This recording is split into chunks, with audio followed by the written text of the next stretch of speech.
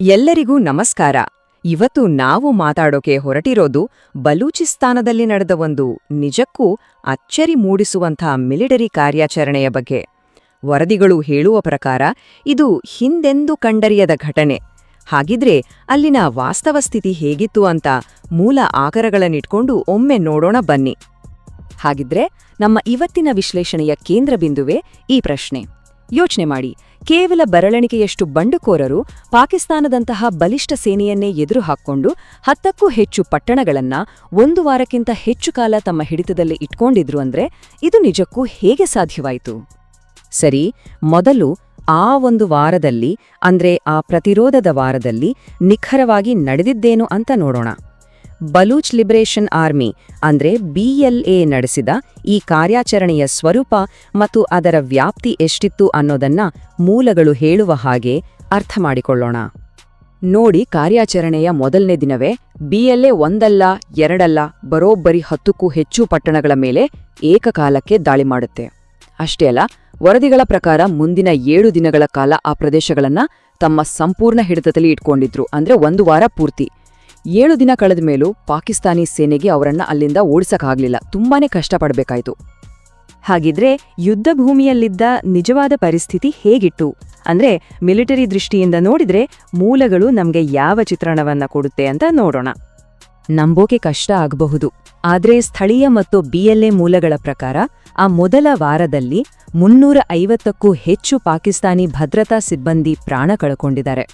ಕೇವಲ 7 ದಿನಗಳಲ್ಲಿ ಇಷ್ಟೊಂದು ದೊಡ್ಡ ಸಂಖ್ಯೆಯ ಸಾವು ನೋವು, ಇದು ಪಾಕಿಸ್ತಾನಿ ಸೇನೆಗೆ ಅದೆಂತ ದೊಡ್ಡ ಹೊಡೆತ ಕೊಟ್ಟಿತ್ತು ಅನ್ನೋದನ್ನ ಸ್ಪಷ್ಟವಾಗಿ ತೋರಿಸುತ್ತೆ.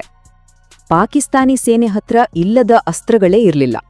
ಅಟ್ಯಾಕ್ ಡ್ರೋನ್ಗಳು, ಫೈಟರ್ ಜೆಟ್ಗಳು, ಅತ್ಯಾಧುನಿಕ ಶಸ್ತ್ರಸಜ್ಜಿತ ವಾಹನಗಳು, ಹೀಗೆ ಎಲ್ಲವನ್ನೂ ಯುದ್ಧಭೂಮಿಗೆ ಇಳಿಸಿದ್ರು. ಆದ್ರೆ ವರದಿಗಳು ಹೇಳೋದೇನೆಂದ್ರೆ BLA ಹೋರಾಟಗಾರರ ಗೆರಿಲ್ಲಾ ತಂತ್ರದ ಮುಂದೆ ಮತ್ತೆ ಅವರಿಗೆ ಸ್ಥಳೀಯವಾಗಿ ಇದ್ದ ಭೂಪ್ರದೇಶದ ಜ್ಞಾನದ ಮುಂದೆ ಇದೆಲ್ಲವೂ ಅಕ್ಷರಶಃ ನಿಷ್ಪ್ರಯೋಜಕವಾಯಿತು. ಪರಿಸ್ಥಿತಿ ಎಷ್ಟು ಕೈಮೀರಿ ಹೋಗಿತ್ತು ಅಂದ್ರೆ ಸಣ್ಣ ಸಣ್ಣ ಪಟ್ಟಣಗಳ ಬೀದಿಗಳಲ್ಲಿ ಪಾಕಿಸ್ತಾನಿ ಸೇನೆ ಟ್ಯಾಂಕ್ಗಳನ್ನ ಇಳಿಸಿ ಗಸ್ತು ತಿರುಗಬೇಕಾದ ಸ್ಥಿತಿ ಬಂತು. ಒಂದು ಕ್ಷಣ ಯೋಚನೆ ಮಾಡಿ, ಸಣ್ಣ ಊರುಗಳಲ್ಲಿ ಟ್ಯಾಂಕ್ಗಳು ಓಡಾಡ್ತಿದೆಯಂದ್ರೆ BLA ಎಷ್ಟು ಪ್ರಬಲವಾಗಿತ್ತು ಮತ್ತು ಸೇನೆ ಎಷ್ಟು ಅಸಹಾಯಕವಾಗಿತ್ತು ಅನ್ನೋದು ಇದಕ್ಕಿಂತ ಸ್ಪಷ್ಟವಾಗಿ ಗೊತ್ತಾಗೋಕೆ ಸಾಧ್ಯವಿಲ್ಲ.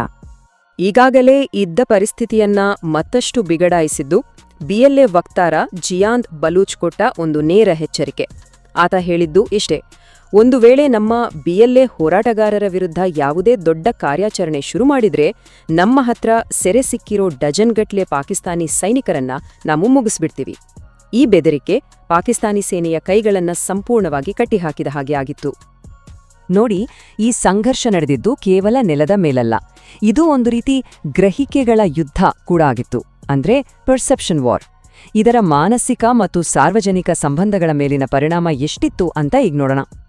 ಒಂದು ಕಡೆ ಪಾಕಿಸ್ತಾನಿ ಸೇನೆ ತನ್ನನ್ನ ತಾನು ಅಜೇಯ, ತುಂಬಾನೇ ಶಕ್ತಿಶಾಲಿ ಅಂತ ಜಗತ್ತಿನ ಮುಂದೆ ಬಿಂಬಿಸ್ಕೊಳ್ಳುತ್ತೆ.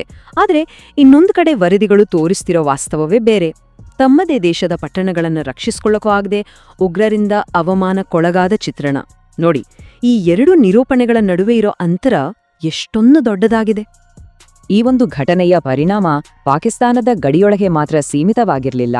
ಅಂತಾರಾಷ್ಟ್ರೀಯ ಮಟ್ಟದಲ್ಲಿ ಮತ್ತು ಪಾಕಿಸ್ತಾನದ ಸಾಮಾನ್ಯ ಜನರ ಮುಂದೆಯೂ ಸೇನೆಯ ನಾವು ಸೂಪರ್ ಪವರ್ ಅನ್ನೋ ಇಮೇಜ್ ಸಂಪೂರ್ಣವಾಗಿ ಜಖಂಗೊಂಡಿದೆ. ಒಂದು ರೀತಿ ಅವರ ನಿಜವಾದ ಶಕ್ತಿ ಎಂಥದ್ದು ಅನ್ನೋ ಮುಸುಕು ಕಳಚಿದ ಹಾಗೆ ಆಗಿದೆ ಅಂತ ಮೂಲಗಳು ವಿಶ್ಲೇಷಣೆ ಮಾಡ್ತಿವೆ.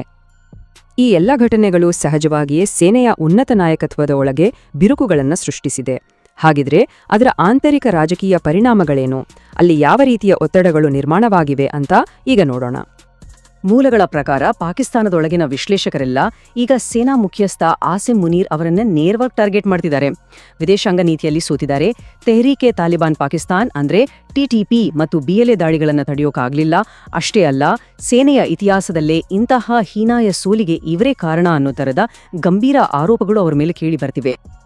ಈ ಆಂತರಿಕ ಸಂಘರ್ಷದ ಬೇರು ಎಲ್ಲಿದೆ ಅಂತ ಅರ್ಥ ಮಾಡ್ಕೋಬೇಕು ಅಂದ್ರೆ ಪಾಕಿಸ್ತಾನಿ ಸೇನೆಯ ಬಡ್ತಿ ವ್ಯವಸ್ಥೆಯನ್ನ ಒಮ್ಮೆ ನೋಡ್ಬೇಕು. ವರದಿಗಳು ಹೇಳೋ ಪ್ರಕಾರ ಅಲ್ಲಿ ಹೈಕಮಾಂಡ್ನಲ್ಲಿ ಒಂದು ದೊಡ್ಡ ಹುದ್ದೆ ಸಿಗೋದು ಅಂದ್ರೆ ಅದು ಕೇವಲ ಗೌರವದ ವಿಷಯ ಅಲ್ಲ, ಬದಲಿಗೆ ಭ್ರಷ್ಟಾಚಾರದ ಮೂಲಕ ಅಪಾರ ಸಂಪತ್ತು, ಭೂಮಿ ಮತ್ತು ಅಧಿಕಾರವನ್ನ ಗಳಿಸೋಕೆ ಅದೊಂದು ದಾರಿ. ಇದೇ ಕಾರಣಕ್ಕೆ ಕೆಳಹಂತದ ಅಧಿಕಾರಿಗಳಲ್ಲಿ ಸಿಕ್ಕಾಪಟ್ಟೆ ಮಹತ್ವಾಕಾಂಕ್ಷೆ ಮತ್ತು ಅಸಹನೆ ಹುಟ್ಕೊಳ್ಳುತ್ತೆ. ಇದಕ್ಕೆ ಇತಿಹಾಸದಲ್ಲೂ ಉದಾಹರಣೆಗಳಿವೆ. ಪಾಕಿಸ್ತಾನದಲ್ಲಿ ಮಹತ್ವಾಕಾಂಕ್ಷಿ ಕಮಾಂಡರ್ಗಳು ತುಂಬಾ ಸಮಯ ಅಧಿಕಾರದಲ್ಲಿದ್ದ ತಮ್ಮ ನಾಯಕರನ್ನೇ ಕೆಳಗಿಳಿಸಿದ ಇತಿಹಾಸವಿದೆ. ಉದಾಹರಣೆಗೆ ಜಿಯಾ-ಉರ್-ರೆಹಮಾನ್ ಪ್ರಕರಣವನ್ನೇ ನೋಡಿ. ಅಲ್ಲಿ ಅಧಿಕಾರದಲ್ಲಿದ್ದ ಮುಖ್ಯಸ್ಥನನ್ನ ಸೇನೆಯ ಒಳಗಿಲವರೇ ಹತ್ಯೆ ಮಾಡಿದ್ರು ಅಂತ ಮೂಲಗಳು ನೆನಪಿಸುತ್ತವೆ. ಹಾಗಾದ್ರೆ ಈ ಎಲ್ಲಾ ಬೆಳವಣಿಗೆಗಳನ್ನ ನೋಡಿದ ಮೇಲೆ ಸೇನೆಯ ಭವಿಷ್ಯದ ಮೇಲೆ ಯಾವ ರೀತಿಯ ಒತ್ತಡಗಳು ಬೀಳುತ್ತಿವೆ? ನಮ್ಮ ಅಂತಿಮ ಭಾಗದಲ್ಲಿ ಇದ್ರ ಬಗ್ಗೆ ಮಾತಾಡೋಣ. ಇಲ್ಲಿ ಒಂದು ರೀತಿ ಒತ್ತಡದ ಚಕ್ರವನ್ನೇ ನಾವು ಗಮನಿಸಬಹುದು. ಮೊದಲಿಗೆ ಯುದ್ಧಭೂಮಿಯಲ್ಲಿ ಸೋಲಾಗತ್ತೆ. ಇದರಿಂದ ಸಾರ್ವಜನಿಕವಾಗಿ ಸೇನೆಗೆ ಅವಮಾನ ಆಗತ್ತೆ. ಈ ಅವಮಾನ ಸೇನೆ ಒಳಗಿನ ನಾಯಕತ್ವದ ವಿರುದ್ಧ ಟೀಕೆಗಳಿಗೆ ದಾರಿ ಮಾಡಿಕೊಡುತ್ತೆ. ಕೊನೆಗೆ ಈ ಆಂತರಿಕ ಅಸಮಾಧಾನ ಮತ್ತು ಮಹತ್ವಾಕಾಂಕ್ಷೆಗಳು ಸೇನೆಯ ಉನ್ನತ ಮಟ್ಟದಲ್ಲೇ ಅಸ್ಥಿರತೆಯನ್ನು ಸೃಷ್ಟಿಸೋ ಸಾಧ್ಯತೆಯಿರುತ್ತೆ. ಒಂದು ಕಡೆ ಬಂಡುಕೋರರ ನಿರಂತರ ದಾಳಿಗಳು, ಇನ್ನೊಂದು ಕಡೆ ಸೇನೆ ಒಳಗಿನ ಅಧಿಕಾರಕ್ಕಾಗಿ ನಡೆಯುತ್ತಿರುವ ಆಟಗಳು. ಈ ಎರಡು ರೀತಿಯ ಒತ್ತಡಗಳ ಮಧ್ಯೆ ಪಾಕಿಸ್ತಾನದ ಸೇನಾ ನಾಯಕತ್ವದ ಭವಿಷ್ಯ ಏನಾಗಬಹುದು? ಇದು ಖಂಡಿತವಾಗಿಯೂ ಮುಂದಿನ ದಿನಗಳಲ್ಲಿ ನಾವು ಗಮನಿಸಲೇಬೇಕಾದ ಒಂದು ಪ್ರಮುಖ ಬೆಳವಣಿಗೆ.